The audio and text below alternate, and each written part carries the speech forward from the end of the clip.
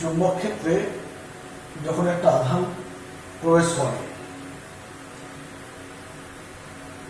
সেক্ষেত্রে ওই গতিশীল আধান একটা বল অনুভব করে।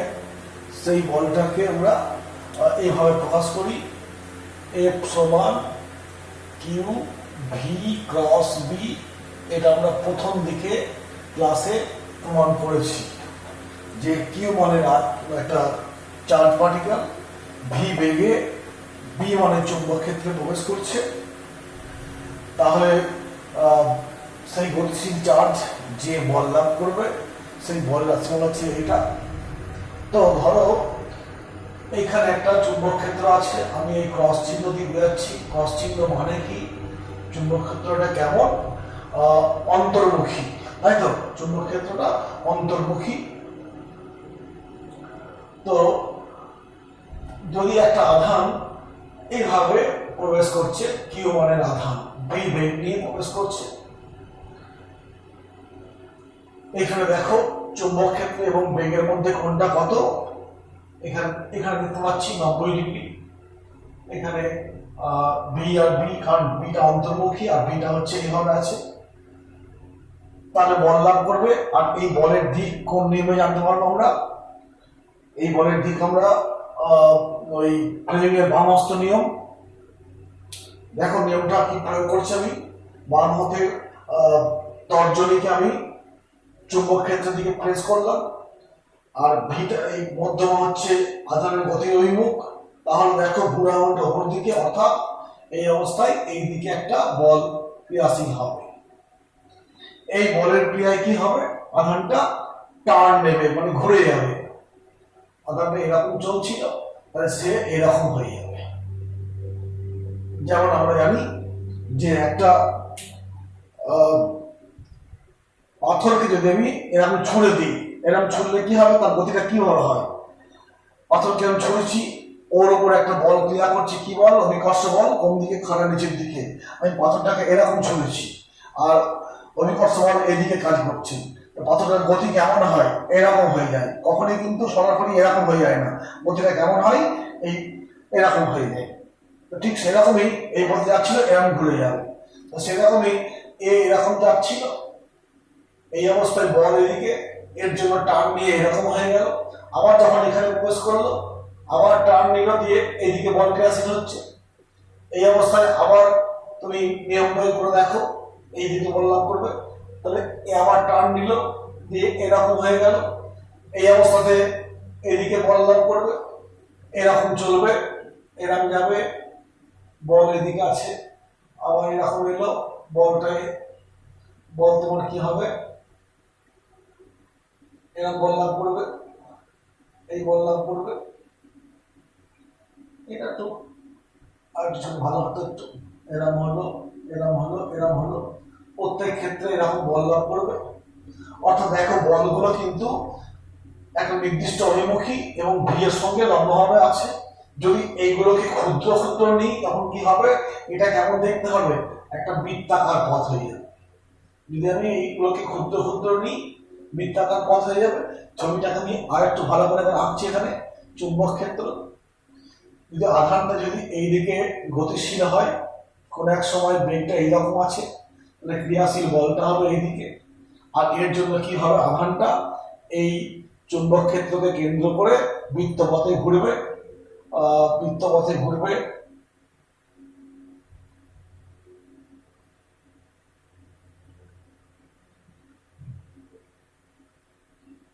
শুরুতে এখানে যখন যাবে বেগটা কোন দিকে, এই বরাবর হবে। এখানে যখন যাবে বেগটা কোন দিকে, এই বরাবর। এখানে তোমার স্পর্শ বরাবর এরকম আসছে।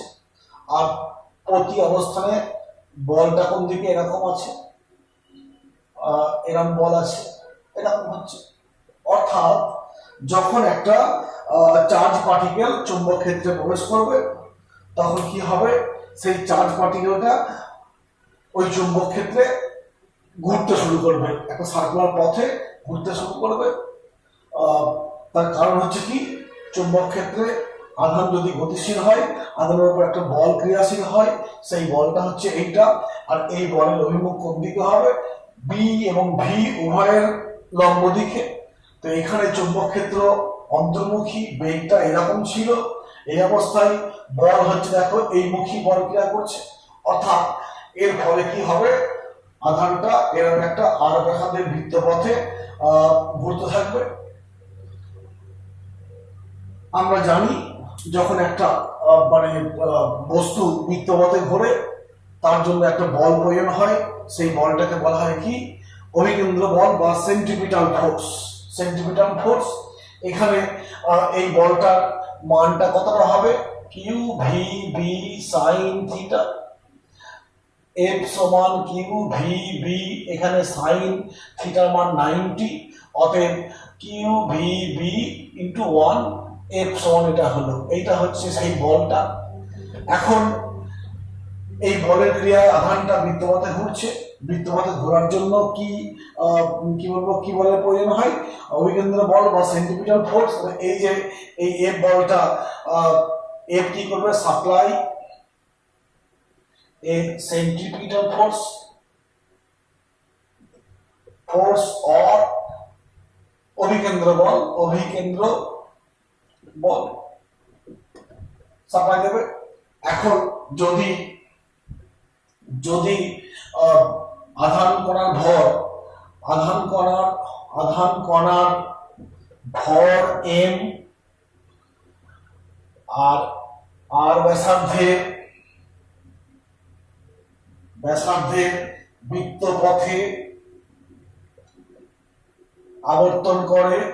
আবর্তন করে এবং উহার স্পিড বা দ্রুতি যা বলবে, স্পিড যদি v হলে f সমান কি হবে, অভিকেন্দ্র বল কত, অভিকেন্দ্র বল f সমান mv²/r। অতএব আমরা কি লিখবো, বৃত্তপথে ঘুরছে,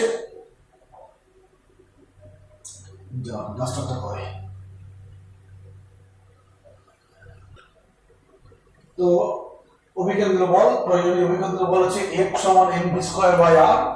এই বলটা আসছে কোত্থেকে, এই চুম্বক বল সাপ্লাই দিচ্ছে, অতএব আমি কি লিখবো, অতএব mv²/r সমান এটা v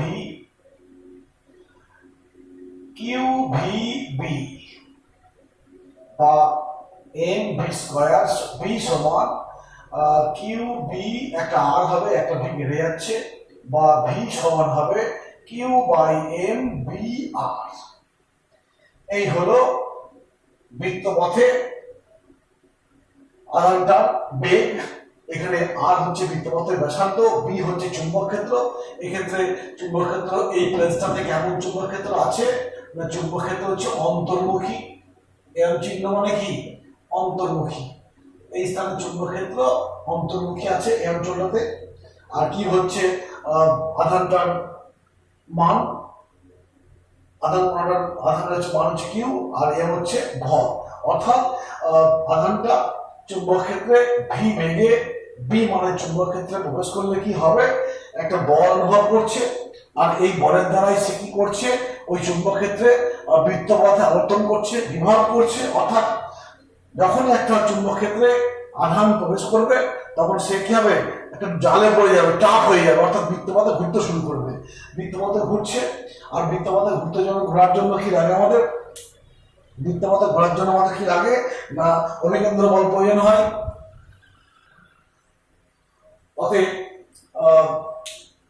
অভিকেন্দ্র বল সাপ্লাই প্রয়োজন হয় বৃত্তপথে ঘোরার জন্য। সেই অভিকেন্দ্র বলের মান হচ্ছে F সমান mv²/r। এই অভিকেন্দ্র বল পাচ্ছে থেকে ওই চুম্বক বল কিউ ভিবি থেকে পাচ্ছে, অর্থাৎ কিউ ভিবিটাই চুম্বক ক্ষেত্র বল সাপ্লাই দিচ্ছে। তাহলে আমরা অভিকেন্দ্র বল সমান কিউ ভিবি করলাম, এখান থেকে আমি ভি পেলাম। এই হলো আধান কণাটি চুম্বক ক্ষেত্রে যে বেগে গতিশীল হবে সেই বেগের মান পেলাম। এখানে দেখতে পাচ্ছি ভি আর বি। যদি আধান কণাটা ভি বেগে প্রবেশ করছে, ব্যাসার্ধ হবে আর, এই যে সম্পর্ক পাচ্ছি, যদি আধানটা নির্দিষ্ট হয়, চুম্বক ক্ষেত্র স্থির হয়, মানে ধ্রুবক হয়, তাহলে দেখো ভি সমানুপাতিক আর, তো এখানে ভি সমানুপাতিক আর। অতএব এক নম্বরে ইফ ভি ইনক্রিজেস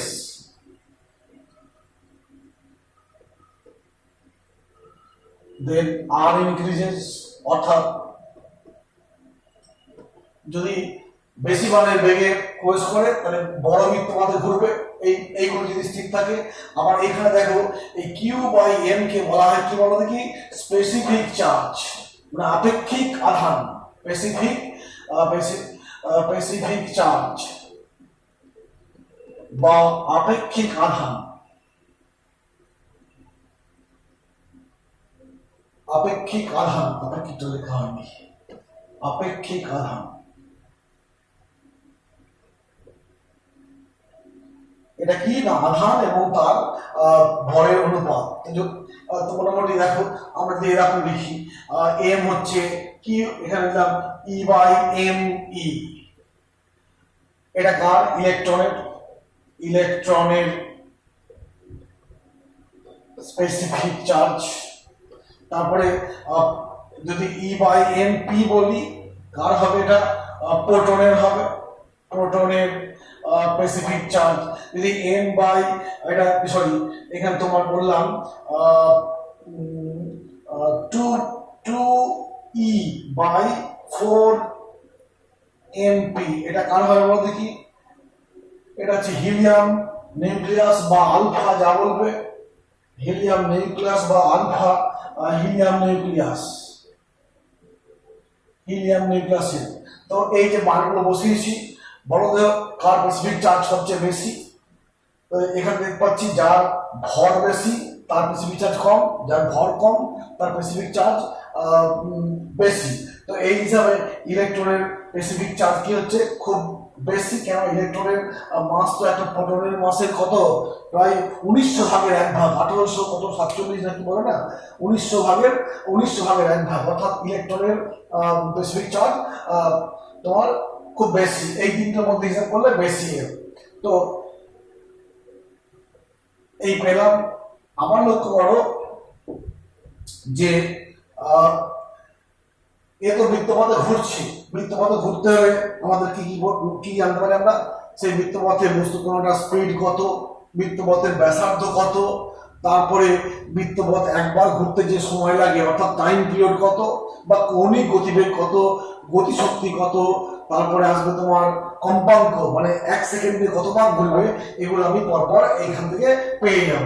দেখো যখনই আমি ওই টাইম পিরিয়ড খুঁজতে যাব, টাইম পিরিয়ড টি মানে কি, টাইম পিরিয়ড টি মানে হচ্ছে 2 পাই বাই ওমেগা, আর ওমেগা মানে কি, কৌণিক বেগ, আবার ওমেগা মানে হচ্ছে ভি বাই আর, এগুলো আমরা জানি। অর্থাৎ এইখান থেকে যদি আমি লিখি ভি বাই আর সমান Q by M into B, অর্থাৎ এটাকে বলবো কি, ওমেগা সমান কিউ বি বাই এম, পেয়ে গেলাম।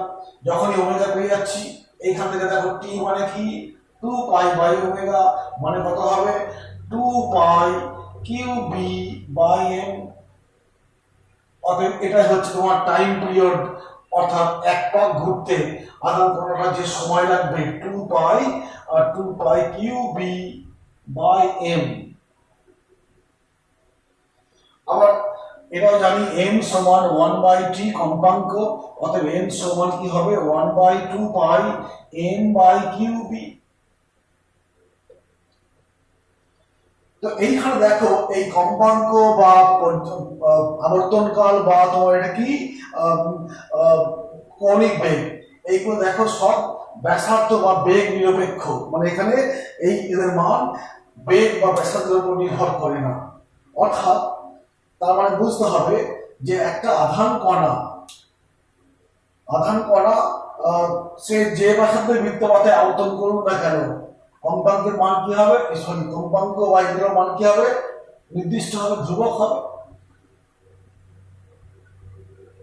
এই হলো আমরা এরপর দেখবো এটা কি না, 1 সেকেন্ডে কতবার আধান কণাটা আবর্তন করছে, এটাকে আমরা পরে জানবো। এটাকে বলা হয় সাইক্লোট্রন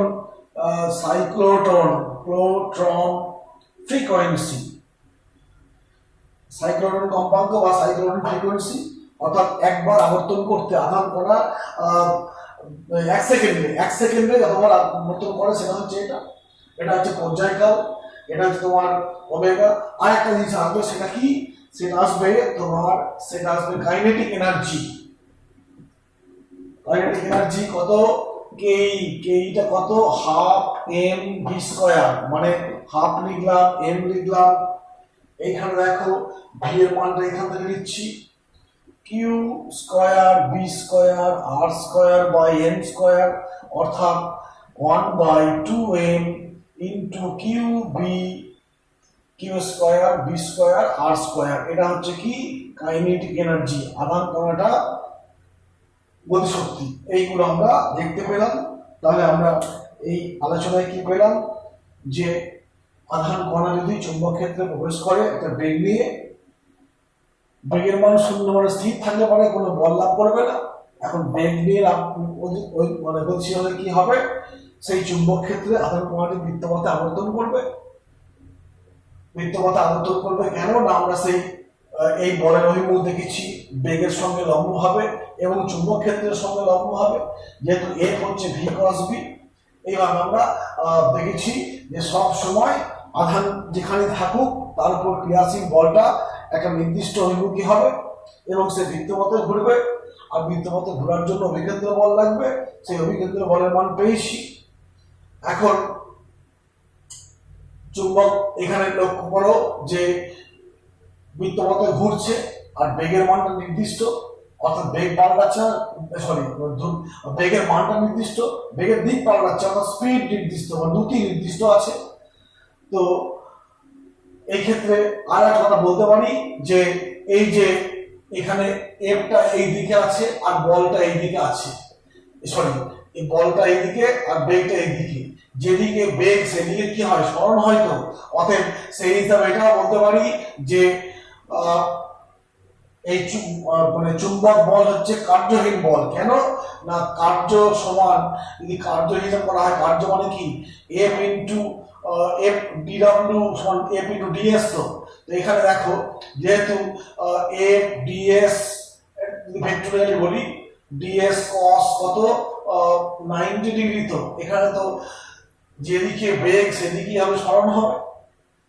কার্য ডিডব্লিউ সমান এফ ডট ডিএস, এফটা লিখেছি ডিএস করলাম, এটা ডট প্রোডাক্ট মানে কস থিটা, থিটা হচ্ছে কত এখানে 90 ডিগ্রি, যেদিকে এফ হবে সেদিকেই সরণ হবে। অতএব এফ এবং সরণের মধ্যে কোণ 90 আর cos 90 মানে শূন্য, মানে সবটা শূন্য। তাহলে এটাও বলতে পারি যে তোমার চুম্বক বল একটা কার্যহীন বল, অর্থাৎ কোনো কার্য করে না। তো আমরা সেই আগে বললাম যে অভিকেন্দ্র বল চুম্বক বল সাপ্লাই দিচ্ছে, এখান থেকে বেগ পেয়ে গেছি এবং দেখতে পাচ্ছি বেগ এবং ব্যাসার্ধ পরস্পরের সমানুপাতিক।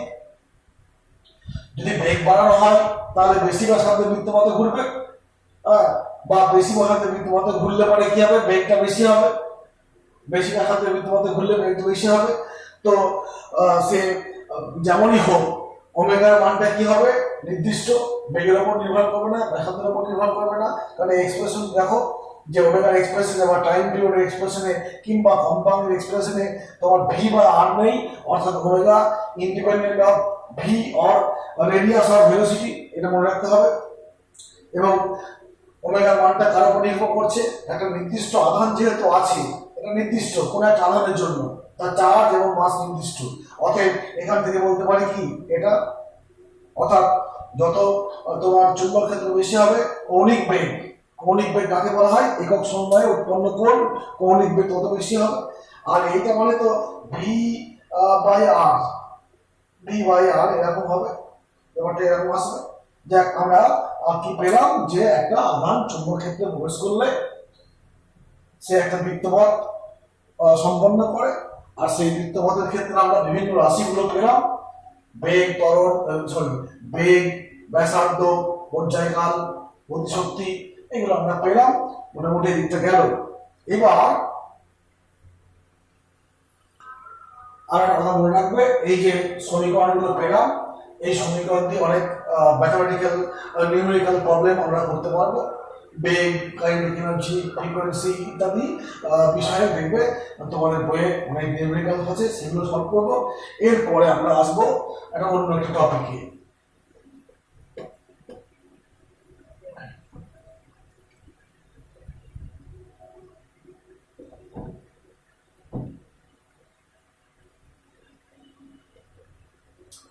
লোরেন্জ ফোর্স, LORENTZ,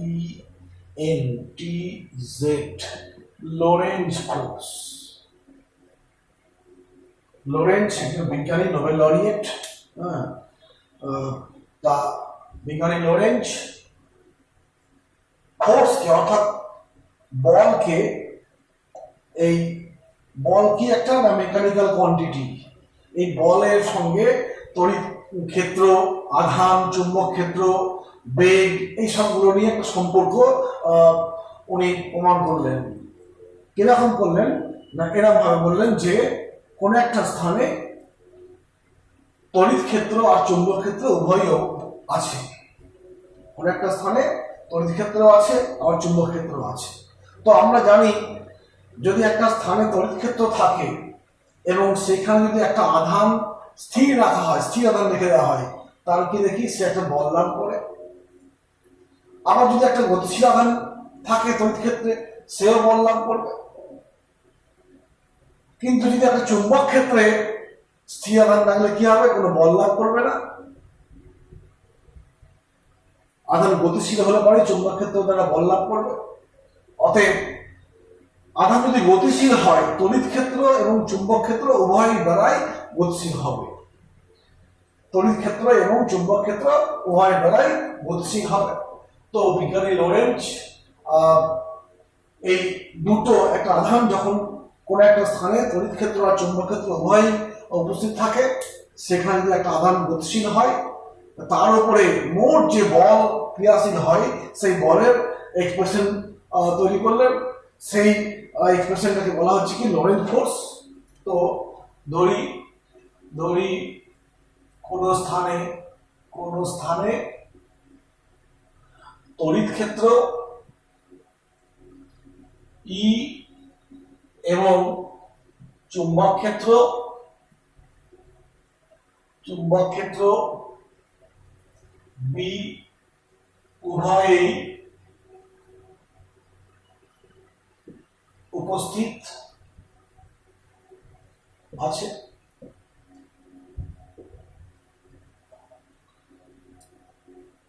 যদি একটি কিউ আধানের কণা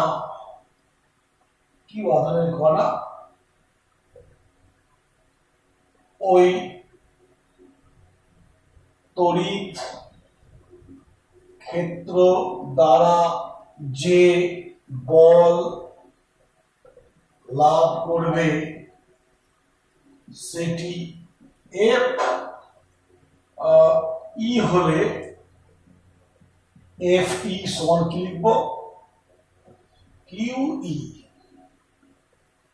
এখানে এই বলের অভিমুখ কোন দিকে হবে, ই এর দিকে হবে। কিউটা হচ্ছে চার্জের মান, এটা আমরা স্থির তড়িৎ দিক পেয়েছি। এটাকে বলবো তড়িৎ বল। এবং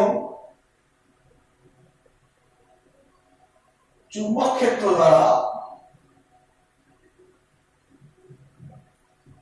দ্বারা যে বল লাভ করে তা এফ বি হলে এফ বি সমান কি লিখব, কিউ বি ক্রস বি। অতএব আধানটির ওপর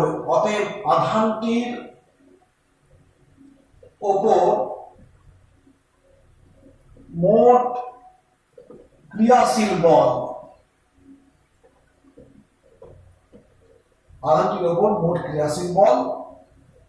এফ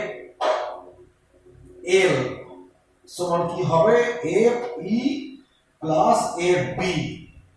লোরেন্জ ফোর্সটা কি, আধানের উপর মোট ক্রিয়াশীল বলটাই হচ্ছে লোরেন্জ ফোর্স, এফ এল বলছি, আর এফ এল এর মান হচ্ছে এটা হবে। অতএব এফ এল সমান কি হবে, Q E plus V cross B, Q into V cross B. অতএব আরেক লাইন লিখি, এফ এল সমান, কিউটা কমন নিচ্ছি, E plus V cross B vector form. এটাই হচ্ছে লরেন্জ ফোর্সের এক্সপ্রেশন। এটা হচ্ছে লরেন্জ ফোর্সের লরেন্জ ফোর্সের রাশিমালা।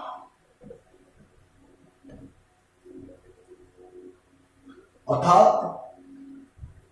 তড়িৎ ক্ষেত্র, কোন স্থানে তড়িৎ ক্ষেত্র এবং চুম্বক ক্ষেত্র উভয় উপস্থিত থাকলে যদি ওই স্থানে একটা আধান কিউ মানের বেগ নিয়ে প্রবেশ করে তাহলে চুম্বক বল লাভ করবে আর তড়িৎ বল লাভ করবে।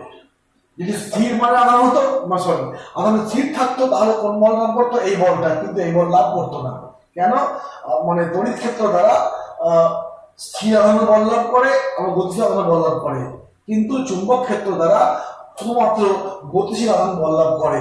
অর্থাৎ যদি একটা আধান চুম্বক ক্ষেত্রে এবং তড়িৎ ক্ষেত্রে, একটা স্থানে চুম্বক ক্ষেত্র আছে তড়িৎ ক্ষেত্র আছে দুটোই উপস্থিত, ওই স্থানে যদি একটা আধান গতিশীল হয় তাহলে দুই ক্ষেত্র দ্বারাই বল লাভ করবে, আর সেই দুই ক্ষেত্র দ্বারা বল দুটোর যোগফলকে একত্রে আমরা বলবো কি?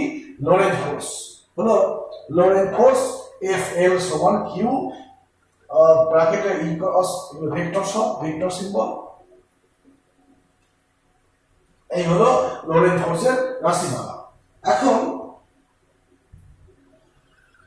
এই ফোর্সের দেখো দিকগুলো লক্ষ্য রাখতে হবে তোমার। এগুলো তো ভেক্টর যোগফল, অর্থাৎ ভেক্টর হবে। এই চুম্বক বলের দিক আমরা কাজ কাজে নির্ণয় করি ফ্লেমিং এর বামহস্ত নিয়ম। মনে রাখবে ফ্লেমিং এর বামহস্ত নিয়ম যা হবে, যেহেতু এফটা হচ্ছে ভি ক্রস বি, অর্থাৎ ভেক্টর প্রোডাক্টের যে নিয়ম, অর্থাৎ ম্যাক্সওয়েল স্ক্রু নিয়ম কিংবা তোমার সেই কার্ল নিয়ম যা বলবে সেই নিয়ম হবে। দেখো আমি একটা সংক্ষেপ উদাহরণ দিচ্ছি, এখানে একটু তৈরি করা দরকার আছে। তড়িৎ বল সবসময় কোন দিকে ক্রিয়া করবে? তড়িৎ ক্ষেত্রের দিকে, অর্থাৎ যেদিকে তড়িৎ ক্ষেত্র আছে সেদিকে তড়িৎ বল ক্রিয়া করবে, এটা নিয়ে কোনো সন্দেহ নেই। কিন্তু চুম্বক বল ক্রিয়া করবে কোন দিকে? না ভি ক্রস বি। বি এবং ভি ভেক্টরের ক্রস গুণ হবে এফ ভেক্টর, অর্থাৎ ভি এবং বি যে তলে আছে তার লম্ব দিকে হবে এফ এর দিক। তো তার জন্য আমরা যে এরকম ভাবি, দেখো যে তোমার বলা হলো কি যে এই দিকে তোমার কি আছে? চুম্বক ক্ষেত্র আছে, আর এই দিকে আছে কি? তড়িৎ ক্ষেত্র, এই বেগ। তাহলে ফ্লেমিংয়ের বামহস্ত নিয়ম করলে কি হবে? ফ্লেমিংয়ের বামহস্ত নিয়ম প্রয়োগ করছি। তড়িৎ ক্ষেত্র দেখো এরকম আছে, অর্থাৎ কোন দিক হচ্ছে? এই বাইরের দিকে।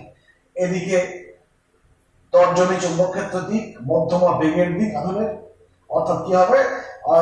এই দিকটা, অর্থাৎ বোর্ড থেকে এই দিকে আসছে কি? বলের দিক। এখন এটা হচ্ছে লেফট হ্যান্ড রুল বলে প্রয়োগ করলাম। যেহেতু চুম্বক বল ক্রস গুণ নিয়ম মেনে চলে, ক্রস গুণ বা ভেক্টর প্রোডাক্টের যে নিয়ম ম্যাক্সওয়েল স্ক্রু নিয়ম বলবে, সেই স্ক্রু নিয়ম বলবে, কিংবা ওই কার্ল নিয়মটা কি? ওই যে তোমার যাই বলবে পাম রুল বা কার্ল রুল যাই বলবে হবে। দেখো এরকম আসবে, তুমি সবচেয়ে সহজ রাস্তা কি? না এতে হাত পা ঘোরাতে অনেক ডিস্টার্ব হয়, হাত ঘুরিয়ে কেউ বেঁকিয়ে ফেলছো, অত ভেবে লাভ নাই। তো এরকম ভাববে, ফার্স্ট আমি এরকম ধরবো, আঙুলটাকে ঠিক এই চারটা আঙুল এরকম রাখবো, এটা এরকম রাখবো, বলো দিয়ে দেখবো এখানে দেখো ফার্স্ট ভি ক্রস বি আসছি, অর্থাৎ যেদিকে ভি সেদিকে আমি হাতটাকে এরকম করে দেবো। আমি বলেছি যদি চুম্বক ক্ষেত্র এই দিকে হয় হাতটাকে এরকম ঘোরাবো, হলো। তাহলে আমার দেখো বড় দিকটা কোন দিকে হচ্ছে? অপর দিকে হচ্ছে। কি বললাম ভালো করে দেখো, এইখানে উদাহরণটা আছে, এই ক্ষেত্রে উদাহরণটা দেখো আছে যে এই দিকে তোমার বেগের দিক, অর্থাৎ হাতটাকে আমি এইরকম রেখেছি। এইবার তোমাকে চুম্বক ক্ষেত্রের দিকে হাতটা ঘোরাতে হবে, চুম্বক ক্ষেত্র ওপর দিকে আছে, অর্থাৎ এরম করলে ওপর দিকে ঘোরানো যাবে না, হাতটা এরম করে এলাম, এইবার দেখো ওপর দিকে করলাম, ঠিক আছে? ওপর দিকে করছি, বুড়া বলটা কোন দিকে? এই দিকে। একটু আগে লেফট হ্যান্ড নিয়ম প্রয়োগ করে দেখো আমি চুম্বক ক্ষেত্র এই দিকে পেয়েছি, এখন এই নিয়ম প্রয়োগ করে দেখো পাচ্ছি কোন দিকে? এরম রেখেছি হাতটা। ফার্স্ট নিয়ম কি? ভি এর দিকে হাতটা আমি রাখবো, বি এর দিকে ঘোরাবো। তো আমি এরম রেখেছি, ভি এর দিকে রেখেছি, হাতটা আমি ভি এর দিকে ঘোরাচ্ছি, বুড়া আঙুলটা কি করবে? বলের দিকে নির্দেশ করবে। আরো একটা উদাহরণ দিচ্ছি, দেখো বুঝতে পারবে এটা কমপ্লিট হয়ে গেছে। এই ডিরেকশনটা দেখার দরকার আছে, ভুলে গেছে অনেক কদিন হয়ে গেল যেহেতু। তো ধরো এরকম হচ্ছে যে তোমার এইরকম এইদিকে তোমার ধরছি যে এইদিকে হচ্ছে তোমার কি বেগের দিকটা, আর চুম্বক ক্ষেত্র এইদিকে আছে। তো আমি এরকম ধরেছি, এবার হাতটাকে চুম্বক ক্ষেত্রে ঘোরাবো, এরকম ঘোরানো সম্ভব নয়, তাহলে কি করব, এইদিকে বেগের দিক, চুম্বক ক্ষেত্র এইদিকের দিক, অতএব হাতটা আমি এইরকম করে নেবো। হাতটা এরকম করে নিয়েছি, দেখো সেই বেগের দিকই হলে চারটা মূল দেখিয়েছি। এবার চুম্বক ক্ষেত্র এইদিকে ঘোরাচ্ছি, ঘোরাবলটা কোন দিকে, নিচের দিকে, অর্থাৎ কি হবে, এইভাবে আমি পেয়ে যাব তোমার কি বলবো, এটা বলের দিক পেয়ে যাচ্ছি। বোর্ডে দেখো, বোর্ডের নিয়মটা বলছি, আমি বললাম বেগটা হচ্ছে এই মুখী, এখানে বেগের দিক এটা, আর চুম্বক ক্ষেত্র কোন দিকে আছে, এই দিকে আছে। তাহলে দেখো সেই ফ্লেমিং এর লেফট হ্যান্ড রুল প্রয়োগ করে দেখো, চুম্বক ক্ষেত্র এই দিকে, তাহলে আমরা দেখতে পাচ্ছি এখানে দেখো যে এরম আসছে, চুম্বক ক্ষেত্র দিক, এটা হচ্ছে কি বেগের দিক, বাইরের দিকে, তাহলে বলটা কোন দিকে আসছে, এই দিকে আসছে। লেফট হ্যান্ড রুল প্রয়োগ করছি, দেখো এরম প্রয়োগ করছি। আরো সহজভাবে করতে হবে, সহজভাবে করার জন্য আমি যদি এইটা প্রয়োগ করি এরম ভাবে, এই দেখো এদিকে তোমার চুম্বক ক্ষেত্র দিক, এটা বেগের দিক, বুড়া আঙুলটা নিচের দিকে। এখন আমি এটাকে যদি আমি ওই হাত দিয়ে প্রয়োগ করি, এটা বেগের দিক, অতএব আমি হাতটা বেগের দিকে রেখেছি। এবার হাতটাকে কোন দিকে ঘোরাবো, চুম্বক ক্ষেত্রের দিকে ঘোরাবো, চুম্বক ক্ষেত্র কোন দিকে আছে, ওই দিকে আছে। হাতটা আমি এরকম ধরলে ওই দিকে ঘোরাতে পারবো না, হাতটা আমি এরকম ঘুরিয়ে ধরলাম, তাহলে কি হবে, এরকম হয়ে যাচ্ছে। কোন দিকে বেগ, বল কোন দিকে, এদিকে বল, এখানে এদিকে বল। তোমার ধরো এরকম আসছে চুম্বক ক্ষেত্র ওপর দিকে, চুম্বক ক্ষেত্র ওপর দিকে, আর তোমার চুম্বক ক্ষেত্র ওপর দিকে আছে, আর বেগ আছে কোন দিকে, বেগ আছে এই দিকে আছে, এদিকে বেগ আছে চুম্বক ক্ষেত্র ওপর দিকে। তাহলে আমি ফার্স্টে বেগের দিকে হাতটা প্রেস করলাম, চুম্বক ক্ষেত্র ওপর দিকে আছে, ওপর দিকে, অতএব হাতটা নিয়ে আমি ঘুরিয়ে নিলাম। এবার চুম্বক ক্ষেত্র দিকে হাতটা ঘোরাচ্ছি, এরকম ছিল, এটা বেগের দিক, এটা চুম্বক ক্ষেত্রের দিকে, আমি ঘোরাচ্ছি, অর্থাৎ বলটা কোন দিকে, এই দিকে। আবার একটা উদাহরণ দেখো, যে চুম্বক ক্ষেত্র হচ্ছে তোমার ধরে নিচ্ছি এই অন্তর্মুখী ভিতর দিকে, আর বল হচ্ছে এইদিকে, সরি বেগটা এইদিকে। তাহলে চুম্বক ক্ষেত্র বেগটা রেখেছি, চুম্বক ক্ষেত্র এইদিকে, এরকম ঘোরাচ্ছি, বলটা কত প্রতীক হচ্ছে। অর্থাৎ এই যে বললাম, একটু ভালো করে রিপিট করে দেখবো ভিডিওটা, কি না লেফট হ্যান্ড রুল, তর্জনী চুম্বক ক্ষেত্র, মধ্যমা আধানের গতির অভিমুখ বা বেগের অভিমুখ, তাহলে বুড়া আঙুল বলের অভিমুখ প্রকাশ করে, আমরা পেয়েছি। যেহেতু এই চুম্বক বল একটা ভেক্টর প্রোডাক্ট, কার ভেক্টর প্রোডাক্ট, ভি ভেক্টর আর বি ভেক্টরের, অতএব এই চুম্বক বলের অভিমুখটা ভেক্টরের যে ক্রস গুণ নিয়ম বা স্ক্রু নিয়মটা কি, অনেক নিয়ম হয়, স্ক্রু নিয়মটা কি না তোমার ভি ক্রস বি, ধরো এরকম আছে, এটা ভি এটা বি, অর্থাৎ স্ক্রুকে আমি কি করবো, এরকম ঘোরাবো, এরকম এখানে স্ক্রু রেখে দিয়ে এই ডিরেকশনে ঘোরাবো, বেরিয়ে আসছে, অর্থাৎ এই মুখ হয়ে যাচ্ছে, ঠিক আছে, এরকম আসছে তোমার, এইভাবে স্ক্রু নিয়ম হবে। আবার আমি যে বললাম যে কার্ভ রুল কিংবা তোমার ওই পাম রুল, যা বলবে, কার্ভ রুল মানে হাতটাকে কার্ভ করে দেওয়া হচ্ছে, মুখ ঘুরে দেওয়া হচ্ছে। কিরকম করছি না, ফার্স্টে আমি এরকম চারটে আঙুল রাখছি, বুড়ো আঙুলটা এরকম রেখে দিচ্ছি, এই অবস্থায় এই আঙুলগুলোকে বেগের দিকে প্রেস করছি।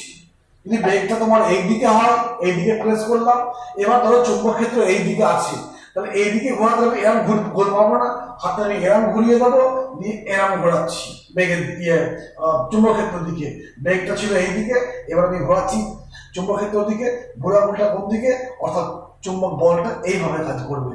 অর্থাৎ left hand rule, Maxwell screw নিয়ম, কিংবা ওই মুষ্টি নিয়ম, কিংবা কার্ভ রুল, পাম রুল, সব একই।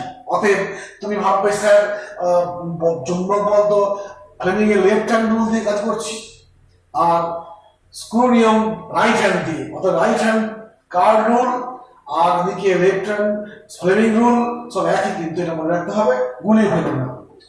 যখনই আমরা ওই কার্ভ রুল, স্ক্রু নিয়ম সব ডান হাত দিয়ে কাজ করি, কিংবা তোমার মুষ্টি নিয়ম ডান হাত দিয়ে করছি, আর ওই ফ্লেমিং রুলটা কি, এক্ষেত্রে বাম হস্ত নিয়ম প্রয়োগ করতে হবে।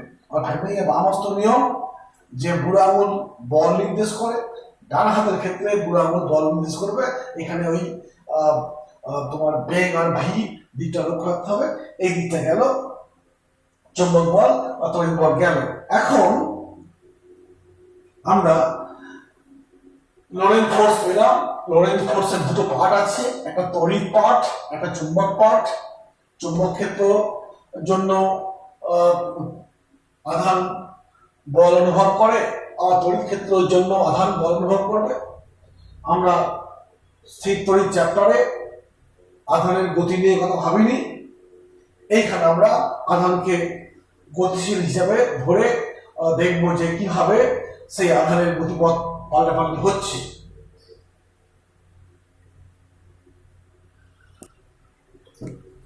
অতএব হেডিং করব Lorentz force, Lorentz force on a electric charge. আমরা এক নম্বরে কে ভাববো, ইলেকট্রিক ফিল্ড নিয়ে ভাববো, ইলেকট্রিক ফিল্ড নিয়ে ভাববো। যদি এখানে শুধুমাত্র ইলেকট্রিক ফিল্ড আছে, সেক্ষেত্রে আমরা কিভাবে লোরেন্ট ফোর্স কাজ করবে আর সেই লোরেন্ট ফোর্সের কারণে আধানের গতিপথ কেমন হবে, এটা নিয়ে ভাববো ফার্স্টে। তো ধরো এইরকম, এই দিকে তোমার কি আছে, তড়িৎ ক্ষেত্র আছে। তো এগুলো সব বড় রেখা, তড়িৎ ক্ষেত্রে বড় রেখা, এবং মোটামুটি এই যে বড় রেখাগুলো দেখে বুঝতে পারছি এগুলো কেমন না সুষম তড়িৎ ক্ষেত্র, ইউনিফর্ম ইলেকট্রিক ফিল্ড। তো এক নম্বর কেস ভাববো যে একটা আধান কি মানের আধান এইখানে আছে, স্থির হয়ে আছে। ফার্স্ট বললাম কি স্থির, কিউ মানের একটি স্থির আধান ই ক্ষেত্রে রাখা হলো। ফার্স্ট কন্ডিশন, এক নম্বর তড়িৎ ক্ষেত্র ওইদিকে ডিরেক্টেড, এইদিকে ডাইরেক্টেড আছে, দিকটা এইদিকে। এখন এই তড়িৎ ক্ষেত্রে কিউ মানের আধানকে স্থির অবস্থায় রেখেছি, ওই জন্য দেখো প্রথম বেগ ইউ সমান 0। এখন অতএব কিউ এর ওপর বল কত হবে, কিউ ই, বলটাকে আমি এফ ই বলছি, এফ ই সমান এটা কিউ ই। অতএব ত্বরণ কত হবে, বল গ্রাসী যদি ত্বরণ থাকে, ত্বরণ কত হবে কিউ ই বাই এম, এবং এই ত্বরণটাকে মানে এ দিয়ে পাস করতে ধরে নাও। তো এ এর দিকটা কোন দিকে, ই এর দিকে হবে। এই বলের জন্য কি হবে, এই আধানটা এই দিকে চলতে শুরু করবে, কোন দিকে, তড়িৎ ক্ষেত্রের দিকে। বল লাভ করছে, বলের জন্য ত্বরণ লাভ করছে। অতএব টি সময় পর বেগ কত হবে, বেগ যদি ভি হয়, অতএব ভি সমান কত হবে, ভি সমান ইউ প্লাস এটি, সূত্র আমরা জানি, ওই সিলিন্ডারে বলেছি। অতএব ভি সমান 0 প্লাস এখানে এ বলতে কত, q E by M into t. অতএব ভি সমান q E by M into t. এই হলো বেগ লাভ করলো। আবার যদি তোমার এবার বেগ লাভ করছে এবং সে এগিয়ে যাবে, কোন দিকে এগিয়ে যাবে, তড়িৎ ক্ষেত্রের দিকে এগিয়ে যাবে।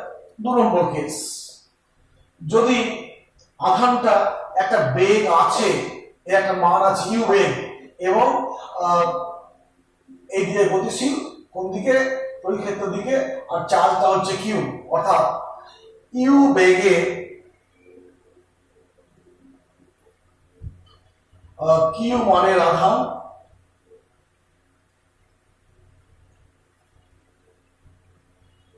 ই ক্ষেত্রে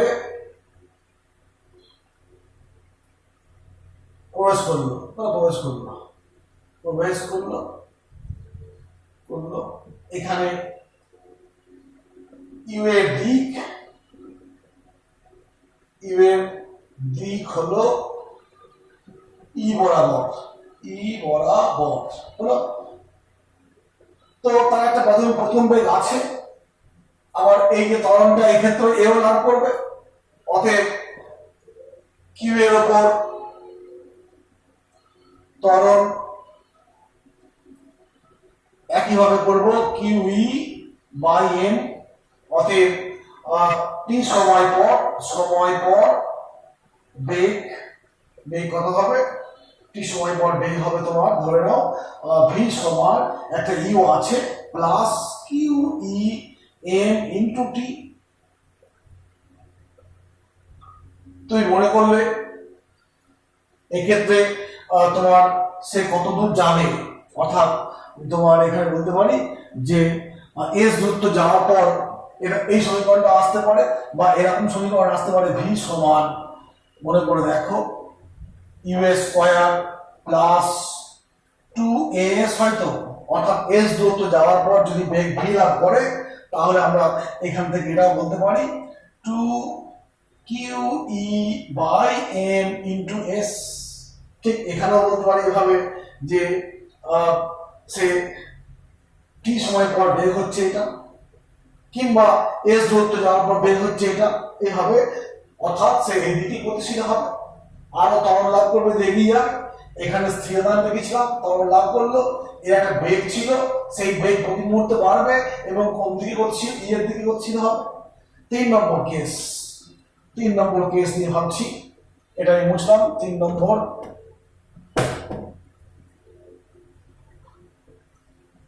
3 নম্বরে একটা আধান উল্টো দিকে গতিশীল, ইউটা কোন দিকে, এই দিকে, কিউ মানের আধান। আমি 3 নম্বর কেস বলছি, কিউ আধান ইউ বেগে ই এর মধ্যে ই এর বিপরীত দিকে গতিশীল,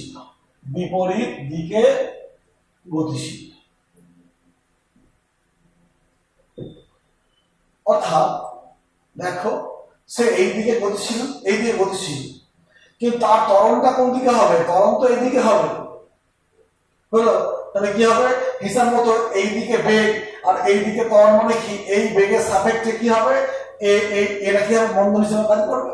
তাহলে কি হবে, ফার্স্টে ও করবে কি, ধরো এরকম হবে যে ইউ বেগ এরকম ছিল, এই অবস্থায় তার উপরে একটা মন্দন কাজ করবে, যে ত্বরণ বলছি তড়িৎ বলের জন্য, যে ফার্স্টে কি হবে, এটা এই ইউ বেগ নিয়ে এদিকে চলছে, এই অবস্থায় এইদিকে আমার ত্বরণ কাজ করছে, মানে কি এইদিকে বন্ধন কাজ করছে, মানে বেগটা আস্তে আস্তে কমতে সে, আমি কথাই বলছি, এইদিকে আসছে, দিয়ে এক জায়গায় এলো, বেগ শূন্য হয়ে গেল, এবার করবে কি, এই বলটা একইভাবে কাজ করছে, তখন দিয়ে আবার এদিকে হাঁটতে শুরু করবে। কথাটা বুঝতে কিনা বলো। একটা উদাহরণ দিচ্ছি, যে আমরা একটা বস্তুকে ওপর দিকে ছুড়ি, যখন ওপর দিকে ছোড়া হচ্ছে, তার উপরে পৃথিবীর অভিকর্ষ নিচের দিকে ক্রিয়া করে, অর্থাৎ তার উপরে একটা মন্দন ক্রিয়া করবে, এবং সে উপর দিকে উঠবে, তার বেগ কমতে কি হবে, একটা সময় গিয়ে স্থির হয়ে যাবে, তারপরে কি হবে, অভিকর্ষের বলের ক্রিয়া আবার টানতে শুরু করবে। ঠিক সেরকমই যে ওর নিজস্ব গতিবেগ একটা ছিল, ইউ মানের বেগ ছিল, সেটা কোন দিকে, ই এর উল্টো দিকে, এই যে ই এর দিক ছিল উল্টো দিকে। তাহলে এর উপরে একটা ত্বরণ কাজ করছে, সেই ত্বরণটা কোন দিকে, এই দিকে, তাহলে এই দিকে গতি দিতে হবে, সেই ত্বরণটা মন্দন হিসেবে কাজ করবে, অতএব বেগ কমাতে সে এইখানে যখন আসবে, তখন তার বেগ শূন্য হয়ে গেল, মানে মুহূর্তে শূন্য হয়ে গেল। এই অবস্থায় তার এদিকে কোনো বেগ নেই, ত্বরণ কিন্তু এদিকে আছে, ক্রিয়াশীল বল এদিকে আছে, অর্থাৎ সে এবার এদিকে গতিশীল হবে। অর্থাৎ আমরা কি লিখবো, হলে প্রথমে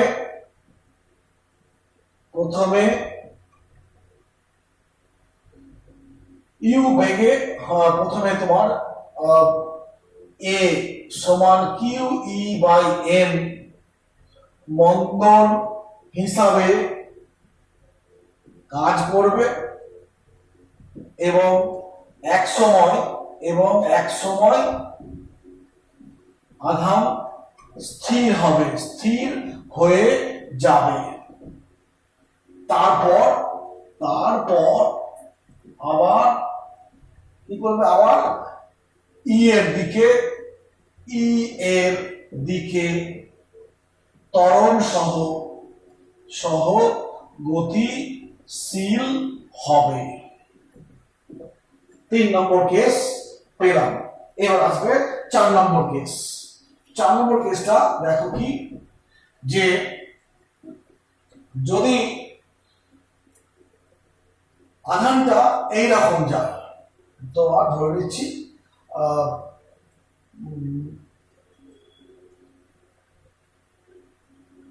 আচ্ছা, 4 নম্বর কেসটা করার সময় আমি এরকম ভাবছি, ছবিটা দেখো, এই বরাবর একটা তড়িৎ ক্ষেত্র আছে, আর এই দিকে এক্স অক্ষ, এটা ওয়াই অক্ষ ধরছি, ছবিটা করলাম। তো এইবার ওর বেগটা কোন দিকে, ইউ বেগটা হচ্ছে এই বরাবর, ইউ বেগটা হচ্ছে এই বরাবর, অর্থাৎ ইউটা হচ্ছে তড়িৎ ক্ষেত্রের লম্ব দিকে। এখানে দেখো স্থির ছিল ই এর দিকে, ই এর উল্টো দিকে। এইখানে দেখো আধানটা কি, মানে আধানটা ইউ বেগ নিয়ে তড়িৎ ক্ষেত্রে প্রবেশ করছে লম্ব দিকে, ঠিক আছে। এই অবস্থায় তোমার কি ঘটবে, এক্স অক্ষ বরাবর ছুটছে, অতএব এক্স অক্ষ বরাবর কি হবে, বল কত হবে, 0, বল কত, 0। অতএব এক্স অক্ষ বরাবর বল 0, অতএব টি সময় এক্স অক্ষ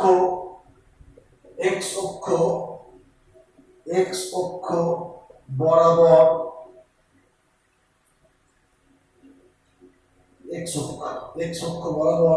এক্স দূরে গেলে কি লিখবো আমরা, এক্স সমান ইউটি।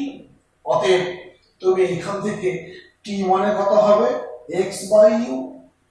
আমি একটা ইকুয়েশন পেলাম। এখন দেখে বুঝতে পারছি যে আধানটা তড়িৎ ক্ষেত্রের সঙ্গে লম্বভাবে প্রবেশ করেছে। তো যেদিকেই প্রবেশ করুক, আধান গতিশীল হোক বা স্থির হোক, তড়িৎ বল ক্রিয়া করবে। অতএব এরপর এখানে লিখছি, অতএব তড়িৎ বলের জন্য তড়িৎ বল কত, এফ সমান কিউ ই বাই এম। অতএব ত্বরণটা কত হবে, ত্বরণ এ সমান কত হবে, এটা কিউ ই বাই এম। এই ত্বরণটা কোন দিকে, এটা হচ্ছে ই এর দিকে, অর্থাৎ এই দিকে তার ত্বরণ আছে, কিন্তু এদিকে তার কি নেই, প্রাথমিক বেগ নেই। প্রাথমিক বেগ কোনটা, সব দিকে কোনটা কোন দিকে আছে, এই বরাবর আছে। অতএব আমরা এখানে বলতে পারি যে অতএব টি সময় পর ওয়াই অক্ষ বরাবর ওয়াই পরিমাণ সরণ হলে কি লিখবো, ওয়াই সরণ সমান ইউটি প্লাস হাফ এটি স্কয়ার। এখানে 0 ইন্টু টি, এই বরাবর কোনো বেগ নেই বলে 0 লিখলাম, plus half a t square. অতএব ওয়াই সমান 0 plus half q E by m. T এর মানটা এখান থেকে নিচ্ছি, এক্স বাই ইউ তার হোল স্কয়ার। অর্থাৎ এইখান থেকে দেখা পাচ্ছি ওয়াই সমান q E by 2n u square into x square. এই হলো, যদি একটা আধান তড়িৎ ক্ষেত্রের সঙ্গে লম্বভাবে প্রবেশ করে, তার গতিপথটা এটা কেমন, প্যারাবোলিক বা অধিবৃত্তাকার, অর্থাৎ তার গতিপথটা কেমন হবে, এরকম হবে, প্রতি মুহূর্তে উপর দিকে উঠছে, অর্থাৎ সেই প্লাসের গতিপথ হচ্ছে, প্লাসের গতি উঠছে। এই হলো গেল। এখন আরেকটা কেস বলবো, শেষ করবো এখানটা, যে যদি 5 নম্বর কেস বলছি, যদি একটা আধান এইরকম ভাবে প্রবেশ করলো, ইউ বেগটা এরকম আছে, এই কোণটা কত, থিটা, এই বরাবর ই আছে, তাহলে ই এর অভিমুখের সঙ্গে থিটা কোণ করে এটা গেল।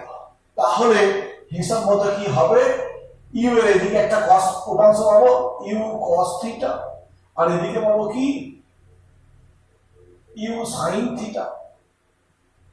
তো দেখো এই উপাংশের জন্য গতিটা কেমন হবে, এই 2 নম্বর কেসটা কথা ভাববে।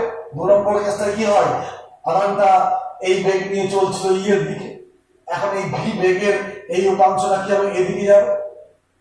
এদিকে একটা বল থাকবে, বল থাকার জন্য কি ত্বরণ আছে, অর্থাৎ এই উপাংশের জন্য কি হবে, ত্বরণ সহ গতি হবে। আর এইদিকে তো কোনো তড়িৎ বল ক্রিয়া করে না, অর্থাৎ আধানটা কি হবে, এই বরাবর একটা স্থির মানের বেগ নিয়ে যাবে। অতএব সেই ইয়ের মতো ক্লাসে মনে পড়ছে যে একটা বস্তুকে যে এরকম ভাঙা হয়েছে এরকম করে, ঠিক আছে। তো এই ক্ষেত্রে কি হচ্ছে, ধরে নিচ্ছি যে এইদিকে তড়িৎ ক্ষেত্র আছে আর ইউ মানের বেগ নিয়ে চলছি, তাহলে এই ইউ এর এই উপাংশের দিকে বল লাভ করবে হলো, আর এদিকে কোনো বল থাকবে না, শুধু সমবেগে চলবে। অর্থাৎ এই ক্ষেত্রে কি হবে, আধানটার গতি কেমন হবে, এইরকম গিয়ে এইরকম চলে যাচ্ছে। এ কিন্তু নামবে না। কেন নামবে না, কারণ তড়িৎ বল কি করে, একটা আধানকে তার দিকে নিয়ে আসে এবং ত্বরণ সহ গতিশীল করে। তার দিকে মানে কি, তুমি কি করেছো, তুমি যদি তড়িৎ ক্ষেত্র এইদিকে হয়, আধানটা যদি এইদিকে নামে তাহলে এরম ঘুরিয়ে নিয়ে যাবে, আধান যদি এরকম তো এরম ঘুরিয়ে নিয়ে যাবে, দিয়ে গতিশীল করবে হলো।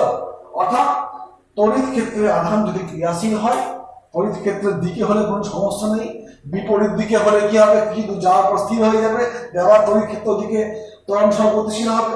যদি তড়িৎ ক্ষেত্রের সঙ্গে লম্বভাবে ক্রিয়াশীল হয়, সেক্ষেত্রে কি হবে, সে টান নিয়ে তড়িৎ ক্ষেত্র বরাবর হবে এবং ত্বরণ সহ গতিশীল হবে। এরকম ঘটনাগুলো চলবে। অর্থাৎ তড়িৎ ক্ষেত্রে যদি আমি আধানকে গতিশীল করি, তাহলে লোরেন্টজ ফোর্সের জন্য তার যে গতিপথগুলো কেমন হবে, কিরকম সে কখন সমবেগে চলবে, বা কখন স্থির হয়ে যাবে, বা কখন আদৌ স্থির হবে না, বা কখন তোমার কি বলবো ত্বরণ সহ গতিশীল হবে, এইগুলো আমরা পেলাম। এবার আসবে চুম্বক বলের জন্য। আজকে এখানে শেষ করতে হবে, কারণ চুম্বক বলটা হওয়ার মতো আর সময় নেই, সময়টা অনেকখানি হয়ে গেছে, 52 মিনিট, ঠিক আছে। তো আমরা কি পেলাম না, লোরেন্টজ ফোর্স যখন একটা ইলেকট্রিক চার্জের উপর পড়ে, তখন যদি সেখানে একটা তড়িৎ ক্ষেত্র থাকে, সেই ক্ষেত্রের জন্য আধানটার বা চার্জ পার্টিকেলটার গতি কেমন হবে আমরা পেলাম। আমরা নেক্সট দিন কি করব, নেক্সট দিন আমরা চুম্বক ক্ষেত্রে যদি এরকমই আধান গতিশীল হয় এবং তার জন্য কেমন ভাবে, আমরা একটা পেয়ে গেছি, চুম্বক ক্ষেত্রে একটা আধান যদি লম্বভাবে প্রবেশ করে তাহলে বৃত্তপথে ঘোরে, এটা পেয়ে গেছি। কিন্তু সবসময় তার লম্বভাবে প্রবেশ করবে না, চুম্বক ক্ষেত্রের সঙ্গে একটা কোণ করে প্রবেশ করতে পারে। আমরা এই নিয়ে আমরা নেক্সট দিন আলোচনা করব। আর মনে রাখবো, ঠিক আছে, ওই যে প্রথমেই আমরা যে আলোচনা করেছিলাম, চুম্বক ক্ষেত্রে যদি আধান প্রবেশ করে বৃত্তপথে ঘুরছে, সেই বৃত্তপথের ব্যাসার্ধ, বেগ, তারপরে তোমার কাইনেটিক শক্তি, তারপরে তোমার আসবে ওই পর্যায়কাল, কৌণিক বেগ, এগুলো বার করে নিয়েছি। আমরা পরবর্তী আলোচনায় যখন এরকম বৃত্তাকার মোশন আসবে, ওই রাশিগুলো আর বার করবো না, ওগুলো আমরা মনে রেখে দিয়ে সেখান থেকে টুকে নেবো লাস্ট। ঠিক আছে, আজকে এখানে শেষ হলো।